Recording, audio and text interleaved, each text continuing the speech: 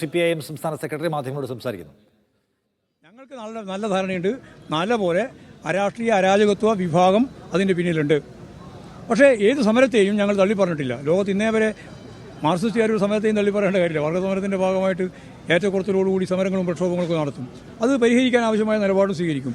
പക്ഷേ തെറ്റായ വഴിയിലേക്ക് അതിനെ നീക്കി ഈ ആശാവർക്കർമാരെ ഇവിടെ തെരുവിൽ ഒരു ഉപകരണമായിട്ട് ഉപയോഗിക്കാൻ വേണ്ടിയിട്ടാണ് പലരും ശ്രമിച്ചുകൊണ്ടിരിക്കുന്നത്. അതാണ് ഞങ്ങൾ ഇതിൻ്റെ ഭാഗമായിട്ട് പറഞ്ഞത്. ആവശ്യങ്ങൾ ജനുവിൻ ആണോ എന്ന് ചോദിച്ചാൽ ഏത് ആവശ്യം അനുകൂലമല്ലാതെ. പക്ഷേ കേന്ദ്ര സ്കീമിൻ്റെ ഭാഗമായിട്ട് കേന്ദ്രം നൽകുന്ന ശമ്പളവും അല്ലെങ്കിൽ അലവൻസ്, ആ അലവൻസാണല്ലോ നമ്മൾ കൊടുക്കേണ്ടത്. അതിൻ്റെ ഒപ്പം കേരള ഗവൺമെൻറ്റാണ് ഏറ്റവും കൂടുതൽ അലവൻസ് ഇന്ത്യയിൽ കൊടുത്തുകൊണ്ടിരിക്കുന്നത്. അത് അവർക്ക് നൽകുന്നുണ്ട്. കുടിശ്ശികയുണ്ടായിരുന്നു, കുടിശ്ശിക ഇപ്പോൾ തീർത്തിട്ടുണ്ട്. ആവശ്യമായ ചർച്ച നടത്തിയിട്ടും ഇനി അവസാനം ചർച്ച നടത്താതെയും ഒക്കെ സമരം അവസാനിപ്പിക്കണം തന്നെയാണ് ഞങ്ങളുടെ ആഗ്രഹം.